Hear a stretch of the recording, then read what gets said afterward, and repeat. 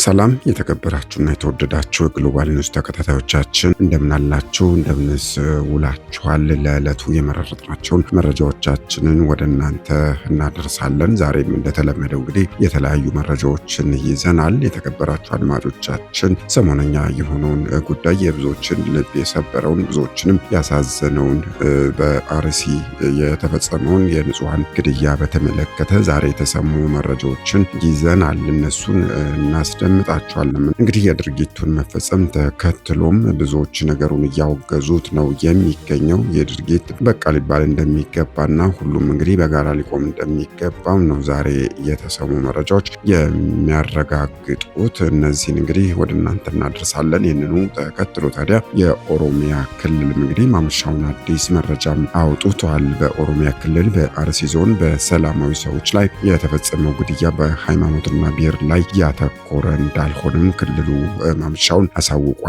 ዝርዝር መረጃውን ወደ እናንተ እናደርሳለን። እንደዚሁም ደግሞ ለረጅም ጊዜ በፍርድ ቤት ተይዞ የቆየው የአለልኝ አዘነ ጉዳይን በተመለከተም ዛሬ የተሰማ አዲስ መረጃ አለ። እሱንም እንነግራችኋለን። ማምሻውን በተሰማ መረጃ እንግዲህ የአለልኝ አዘነ ገዳይ ናቸው የተባሉ ግለሰቦች ነፃ ብሏቸዋል ፍርድ ቤት። ስለዚህ ጉዳይ ነው ዝርዝር ያለውን ነገር ወደ እናንተ ልናደርስላችሁ የመረጥ ነው። እንደዚሁም በሌላ መረጃችንም የቀድሞ የኢፌድሪ መከላከያ ሰራዊት ጠቅላይ ኤታማዦር ሹም ጀነራል ሳሞራ ዩኑስም ዛሬ አነጋጋሪ የሆነ ቃለ መጠይቅ አድርገዋል። እሳቸው በትግራይ ክልል ያለውን ወቅታዊ የፖለቲካና የጸጥታ ሁኔታ በተመለከተም እንግዲህ ቃለ መጠይቁን ከኢቢሲ ትግርኛ ክፍል ጋር አድርገነዋል። ዝርዝሩን ወደ እናንተ ልናደርስ ይዘነዋል።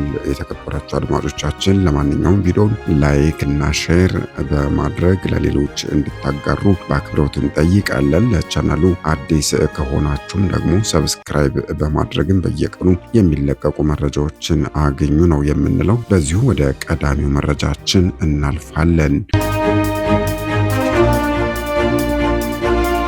የብዙዎችን ልብ የሰበረ ብዙዎች የሚያዘኑበት ነው። ሰሞኑን በአርሲ ዞን አስኮ፣ ሸርካ፣ ሆንቆሎ፣ ዋቤና ሙጌሳ ወረዳዎች የተፈጸመው የአርሲ ንጹሐን ግድያና የቤተክርስቲያን ቃጠሎ የድርጊቱን መፈጸም ተከትሎ ታዲያ ታላላቅ ሃይማኖት አባቶች፣ ታዋቂ ሰዎች፣ አርቲስቶችና የማህበረሰብ አንቂዎችና ተጽዕኖ ፈጣሪ ሰዎችም ነገሩን እያወገዙት ነው የሚገኙትም። በማወቅም ይሁን ነገሩ ዘግይቶ የገባው የኢትዮጵያ የሃይማኖት ጉባኤም እንግዲህ ድርጊቱን ኮንኖ ዛሬ መግለጫ ሰጥቷል። ጉባኤው እንግዲህ በመግለጫው እንደገለጸው የተፈጸመው አሰቃቂ ግድያና የአብያተ ክርስቲያናትን ቃጠሎ በጽኑ አውግዟል። በጥቃቱ እንግዲህ የተሰማውን ጥልቅ ሐዘን ገልጾ ለተጎጂ ቤተሰቦችም መጽናናትን ተመኝቷል። ቀደም ሲል እንግዲህ ተመሳሳይ ጥቃቶችን እንዳይፈጸሙና ጥበቃ እንዲደረግላቸው መጠየቁን ያስታወሰው ጉባኤው አሁንም ችግሩ ባለመቀረፉ ተጨማሪ ጉዳት መድረሱ ሐዘኑን እጥፍ ድርብ እንዳደረገውም ነው የገለጸው። በመሆኑ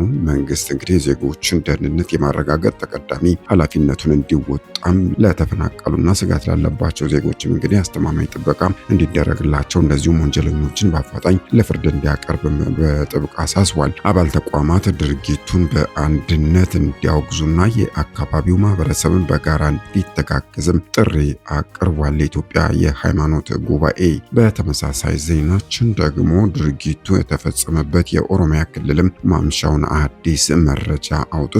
በኦሮሚያ ክልል በአርሲ ዞን በሰላማዊ ሰዎች ላይ የተፈጸመው ግድያ በሃይማኖትና ብሔር ላይ ያነጣጠረ እንዳልሆነም ነው ክልሉ ዛሬ ያሳወቀው። እንደ ክልሉ መረጃ ከሆነ ደግሞ ድርጊቱ የብሔርም ሆነ የሃይማኖት መልክ የሚሰጠው ሳይሆን የሽብርተኛ ኃይሎች ድርጊት ስለሆነ በዚህ መልኩ ሁሉም ኢትዮጵያዊ ሊረዳውና ሊያወግዘው ይገባል ሲሉ ነው እንግዲህ የኦሮሚያ ክልል ኮሚኒኬሽን ጉዳዮች ቢሮ ኃላፊ አቶ ኃይሉ አዱኛ የገለጹት። ነገር ግን ግድያውን የኢትዮጵያ ኦርቶዶክስ ተዋሕዶ ቤተክርስቲያን ፓትርያርክ አቡነ ማትያስ ቀዳማዊ በቤተክርስቲያኗና በምዕመናኗ ላይ በአርሲ ምድር በተደጋጋሚ የሚስተዋለው ግፍና በደል ማብቂያው እስከ መቼ ነው የሚል መግለጫም በትናንትናው ዕለት ማውጣታቸው የሚታወስ ነው። አቡነ ማትያስ አክለውም እንግዲህ በርካቶች ሕይወታቸውን እንዲያጡና እንዲፈናቀሉ ያደረገ እንደዚሁም ደግሞ ቤተክርስቲያን የተቃጠሉበትና የተዘረፉበት መሆኑን በመግለጽ አሁን ላይ በስልጣን ላይ ያሉ አካላት ድርጊቱን ለማስቆም በታሪክ ባለዳነት እንዲድኑም ነው ያሳሰበው። ግድያ የተፈጸመባቸው ግለሰቦች የኦርቶዶክስ እምነት ተከታይ ናቸው። የኮሚኒኬሽን ጉዳዮች ቢሮ ኃላፊው ጥቃቱ ማንነት ላይ እንዳላተኮረ በመግለጽ ምርጫውን ለማደናቀፍ በሸኔ ታጣቂዎች የተፈጸመ ድርጊት ነው በማለትም ከታሪካዊ ጠላቶች ተልዕኮ ወስዶ የፈጸመው ነው ሲሉም ነው የተደመጡት።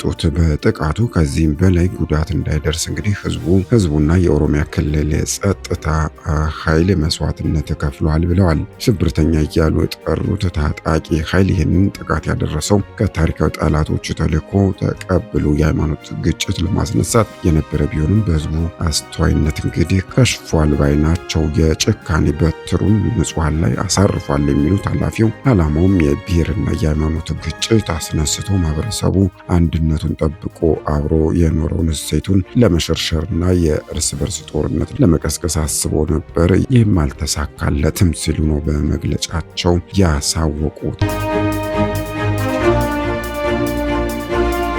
የተከበራቸው የግሎባል ኒውስ ተከታታዮቻችን ወደ ሌላኛው መረጃችን ስናልፍ ደግሞ ለረጅም ጊዜ በፍርድ ቤት ተይዞ የቆየው የአለልኝ አዘነ ጉዳይን በተመለከተም ዛሬ የተሰማ መረጃን ወደ እናንተ እናደርሳለን። ማምሻውን በተሰማ የመረጃ ምንጭ እንግዲህ የአለልኝ አዘነ ገዳይ ናቸው የተባሉ ግለሰቦች በፍርድ ቤት ነጻ ተብለው ተሰናብተዋል ነው እየተባለ የሚገኘው። የኢትዮጵያ ብሔራዊ ቡድንና የባህር ዳር ከተማ ክለብ ተጫዋች የነበረው አለልኝ አዘነም በግፍ ከተገደለ በኋላ የፍትህ ሂደቱ አሁንም አጥጋቢ ደረጃ ላይ አልደረሰም ነው እየተባለ የሚገኘው። የሟች ቤተሰቦች ለፍትህ እያደረጉት ያለው ለአስጨራሽ ትግል ተደጋጋሚ በሆነው የፍርድ ቤት ቀጠሮ መራዘም ምክንያት ወደ ከባድ እንግልት መቀየሩን ከዚህ በፊትም መዘገቡ የሚታወስ ነው። በደቡብ ኢትዮጵያ ክልል ጠቅላይ ፍርድ ቤት የወላይታ ምድብ ችሎት እየታየ ያለው የአለልኝ አዘነ የይግባኝ መዝገብ ባለፉት ጊዜያት በተደጋጋሚ ሲቀጠሩ መቆየቱ ይታወሳል።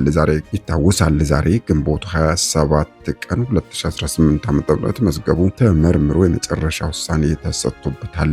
ወንጀሉ ተረጋግጦ በፍርድ ቤት ውሳኔ የተላለፈባቸው አካላት ቢኖሩም በይግባኝ ሰበብ ገዳዮቹ ዛሬ ነጻ ተብለው መውጣታቸው ተሰምቷል። የገዳዮቹን ነጻ መውጣት የሰሙት ቤተሰቦቹና በቅርብ የሚያውቁት ግለሰቦች ተቃውሟቸውን ገልጸዋል። ይህንን ተከትሎም በፖሊስ መታሰራቸውም ተሰምቷል። እንደ መረጃ ምንጮች ከሆነ የአለልኝ አዘነ አብሮ አደግና የሰፈሩ ልጅ ለአንድ የሚዲያ ተቋም በሰጠው ሀሳብ በአርባ ምንጭ ከተማ አለልኝ በተወለደበት ልማት መንደር ላይ ወጣቶቹ ቁጣቸውን እየገለጹ እንደሚገኙና ፖሊስም ለማረጋጋት እየሞከረ እንዳለም ነው ለማወቅ የተቻለው። ጉዳዩ የተካሄደበት ቦታ ወላይታ ሶዶ እመቤታችን ቁስቋም ማርያም ቤተክርስቲያን ፊት ለፊት በሚገኘው የደቡብ ኢትዮጵያ ክልል ጠቅላይ ፍርድ ቤት ምድብ ችሎት መሆኑ ይታወሳል።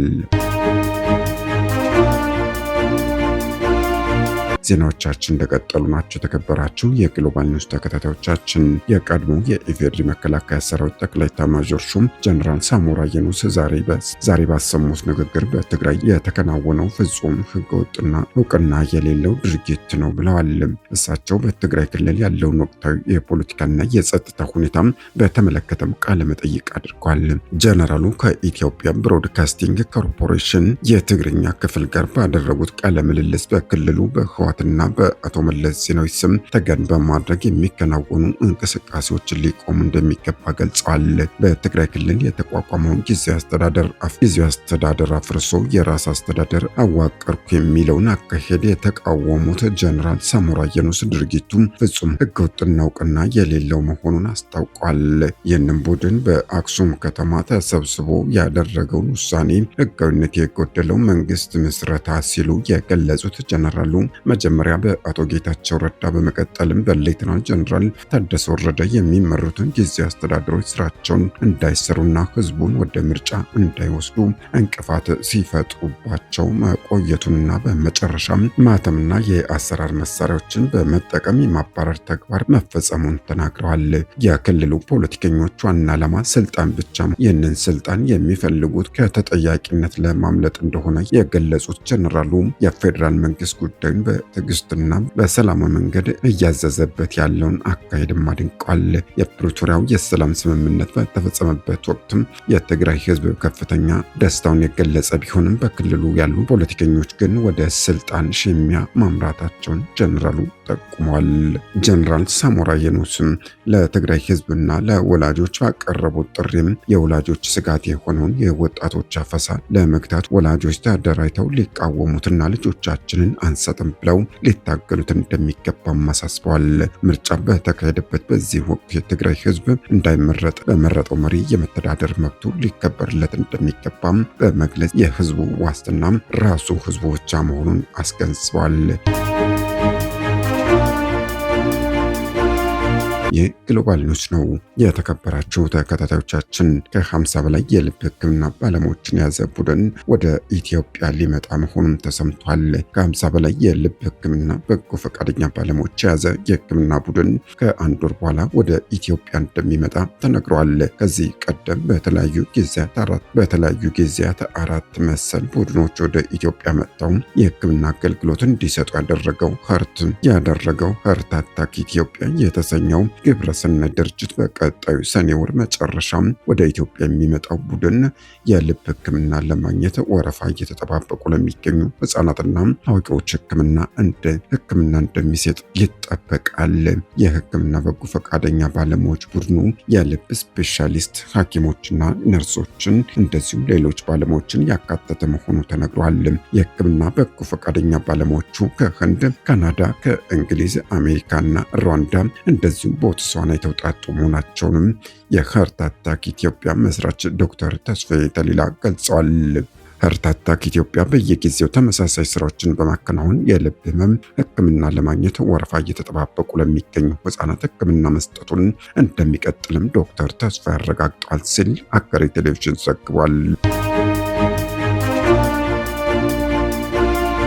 የተከበራቸው አድማጮቻችን በዚሁ ከውጭ ወደ ያዝናቸው መረጃችን ስናልፍ ደግሞ ኢራን በጦርነቱ ከሁለተኛው የዓለም ጦርነት በኋላ የተከሰተም ከፍተኛ የኑሮ ውድነትን እያስተናገደች መሆኑ እየተነገረ ነው የሚገኘው።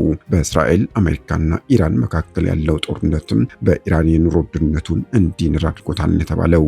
በዚህ በግንቦት ወር ብቻ የኑሮ ውድነቱ 77.2 በመቶ ሆኖ መመዝገቡን አሃዛዊ መረጃዎች አመላክተዋል። ይህም ከሁለተኛው የዓለም ጦርነት በኋላ የተከሰተ ከፍተኛ የኑሮ ውድነት ሆኗል የተባለው። የተከበራችሁ የግሎባል ኒውስ ተከታታዮቻችን መረጃዎቻችን እነዚህ ነበሩ። አብራችሁን ስለሆናችሁ ከልብ እናመሰግናለን። ቻናሉን ሰብስክራይብ እና ላይክ እያደረጋችሁ አሁንም ተጨማሪ መረጃዎችን አገኙ እንላለን። ምሽቱ ያማረ ይሁንላችሁ። ሰናይ ምሽት ተመኝተናል። ሰላም።